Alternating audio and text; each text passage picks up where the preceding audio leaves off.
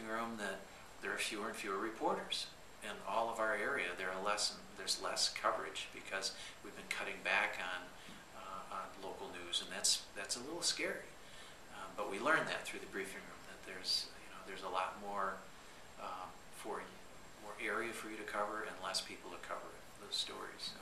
The briefing room is one of the shows on. Yeah, one of the locally produced shows. We've been doing it now for, gosh, probably about 9 months. Is kind of a second look at news in our region. And we've got the benefit of so many wonderful journalists and news reporters who come in and talk shop, if you will, that inside baseball kind of conversation about the news, about how they cover the news, what are the current stories, what's coming up, what's on the radar in a news perspective. And it's something that we haven't seen on any media here in our region, and we're lucky enough to have Bill Fralick volunteer and produce that show. What's the idea behind the briefing room? The briefing room started early in 2012, and the idea really was just to kind of get local news reporters together, whether it's print journalists, television, radio, folks just to come together and talk about the stories that are in the news that week, because a lot of the time,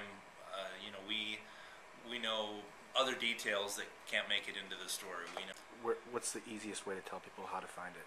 Well, I found that the easiest way now is just to kind of do a Google search for the briefing room, or you can do a search for UpNorth Media.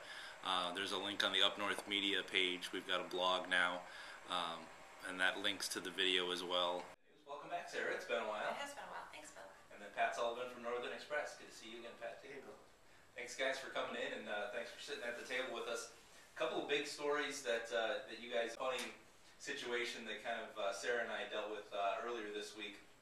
Both of us had a news conference this morning, and Sarah, you kind of got pulled out of that. Well, we were covering the beta bus, the MDOT director being in town, and we were there for about 10 minutes, and as soon as the press conference started, or meeting, we had to leave, which is typical, I guess, in the news world if you switch gears. But we've got a pretty hot area up here in northern Michigan for potential for fracking, don't we? I think it's starting up, and it seems to be coming, and it seems to be coming probably bigger than most people realize.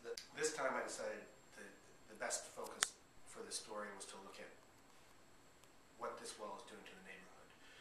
It kind of appeared, the neighbors said that they hadn't heard about it. Just in August, all of a sudden trucks started moving in. It's a way of understanding what the news is of the week.